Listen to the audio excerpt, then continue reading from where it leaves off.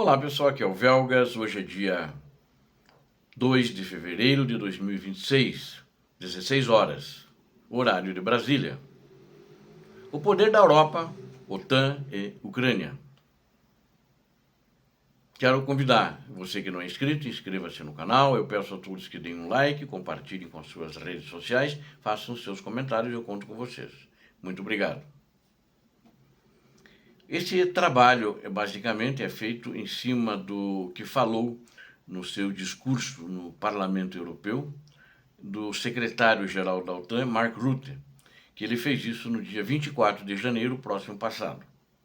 E é muito interessante porque lança luzes sobre o futuro da Europa, mas que está muito ligado à Ucrânia, na guerra que está em andamento, numa visão geopolítica estratégica. Então eu achei, analisando isso, achei melhor, inconveniente fazer isso, porque também diz respeito ao conflito que acredito que não vai acabar não por causa que estão negociando mal, por causa que o ditador da Rússia não quer isso, ele e a sua máfia. Eles não querem continuar a guerra, querem continuar os assassinatos, aliás, é cuja formação eles têm nisso na KGB ainda durante a época soviética.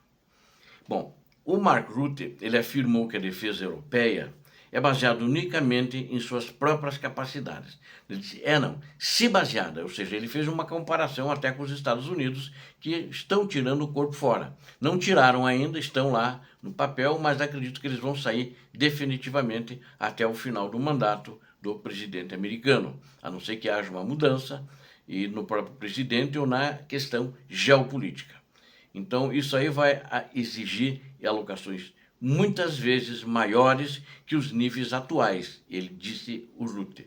Quer dizer, muitas vezes maiores significa recursos financeiros, dinheiro, é isso que ele estava se referindo.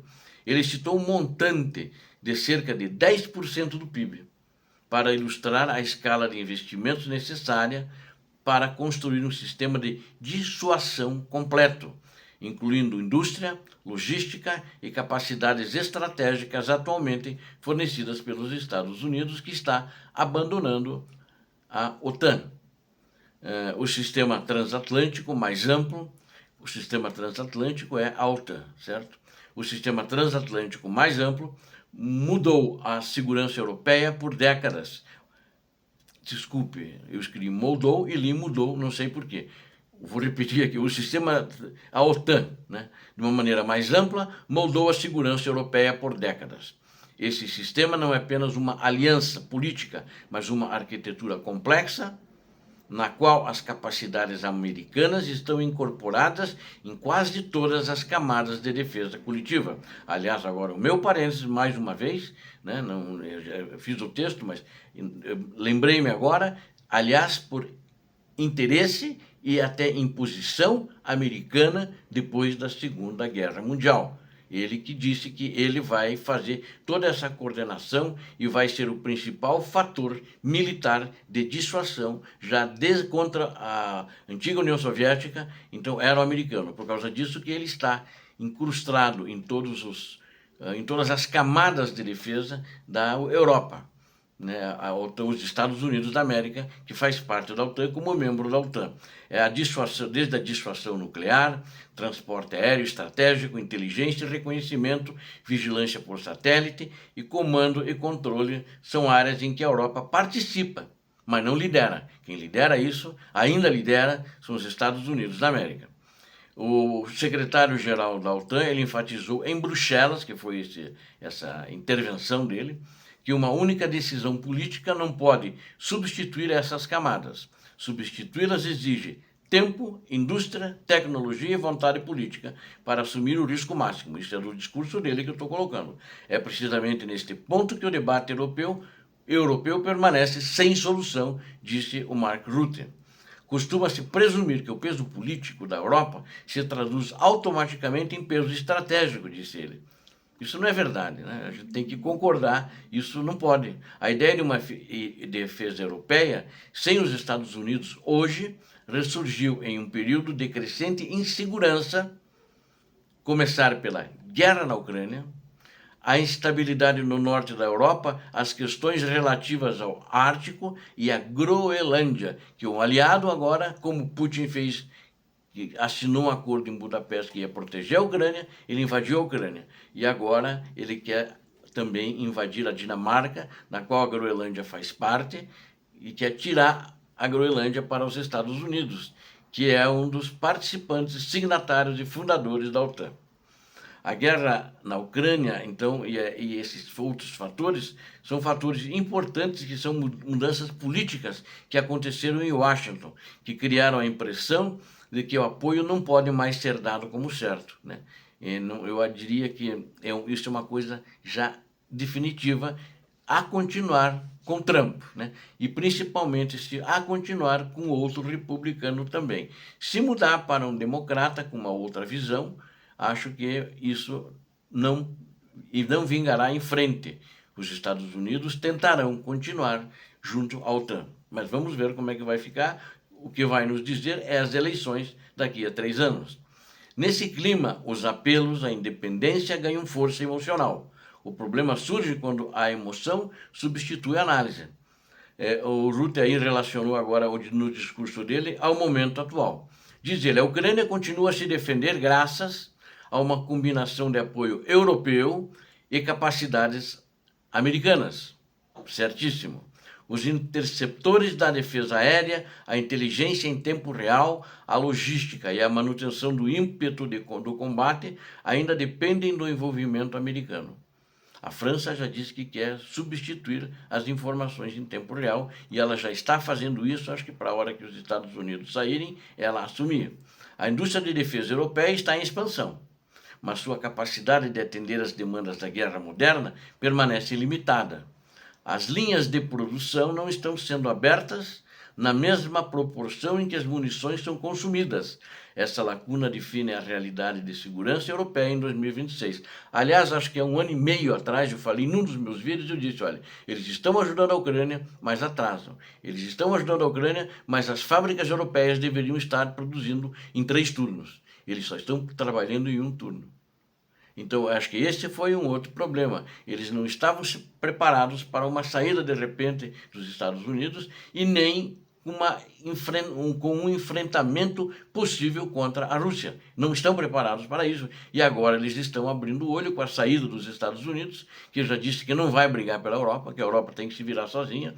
Nessa realidade, a Europa atua como uma grande compradora de segurança. Os orçamentos estão crescendo, contratos estão sendo assinados e os governos nacionais estão apresentando dados sobre essa situação.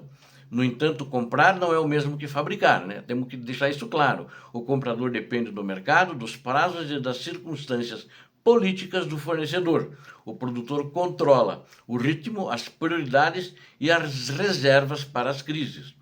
A diferença entre esses papéis é evidente. Em áreas consideradas essenciais para o planejamento militar.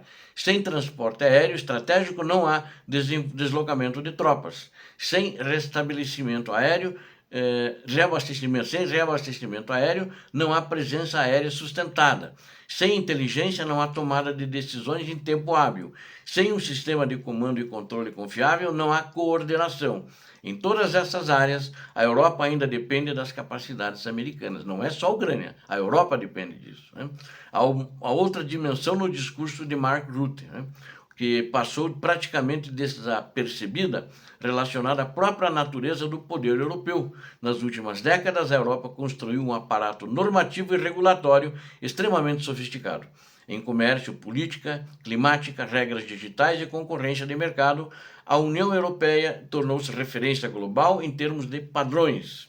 Em segurança, porém, as regras por si só não produzem estabilidade. A estabilidade permite a defesa das regras quando ameaçadas, e aí o Rutte distinguiu, né, entre um mundo onde a Europa controla as normas e um mundo onde diferentes métodos medem o poder. Foi uma sacada inteligente essas posições deles, né?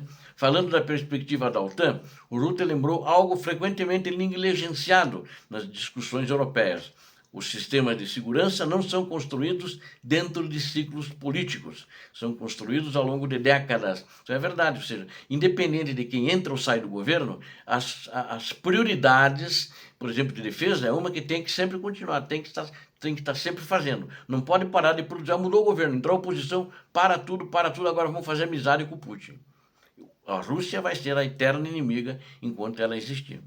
Cada ano de atraso aumenta a dependência porque os oponentes não ficam parados. Enquanto a Europa debate modelos institucionais, o inimigo está testando limites, ajustando táticas e investindo em capacidades que dispensam as respostas militares tradicionais. Em tal ambiente, a indecisão tem um custo. Exemplo disso: os drones russos que sobrevoaram países da Europa. Os aviões MiG-31, que entraram na Estônia e ficaram 12 minutos lá, até que depois que saíram caças ao encontro deles. Então vocês vejam, isso é indecisão. Em 12 minutos pode entrar um exército na tua fronteira e passar a fronteira. E você só ter os guardas de fronteira que fazem passaporte. Ou seja, a indecisão europeia é grande também. Eles não estão preparados para uma guerra nesse sentido, né? Nesse contexto, Rutte enfatizou que os formatos institucionais por si só não produzem capacidade defensiva. Corretíssimo. Sem capacidade produtiva, viabilidade logística e um sistema de comando unificado, a segurança europeia permanece dependente de atores externos, independente de acordos políticos. É precisamente aí que reside o dilema fundamental para a Europa nos próximos anos. O fortalecimento da defesa europeia não será espetacular. Não trará ganhos políticos rápidos, será um processo lento, técnico e muitas vezes invisível para o público em geral. Mas sem esse processo, qualquer conversa sobre autonomia permanece retórica, enfatizou Rutte. Obrigado a vocês que assistiram esse vídeo. Conto com vocês. Deus abençoe a todos vocês, Deus abençoe a Ucrânia, Deus abençoe o Brasil. Paz e bem, paz para toda a humanidade. Muito obrigado.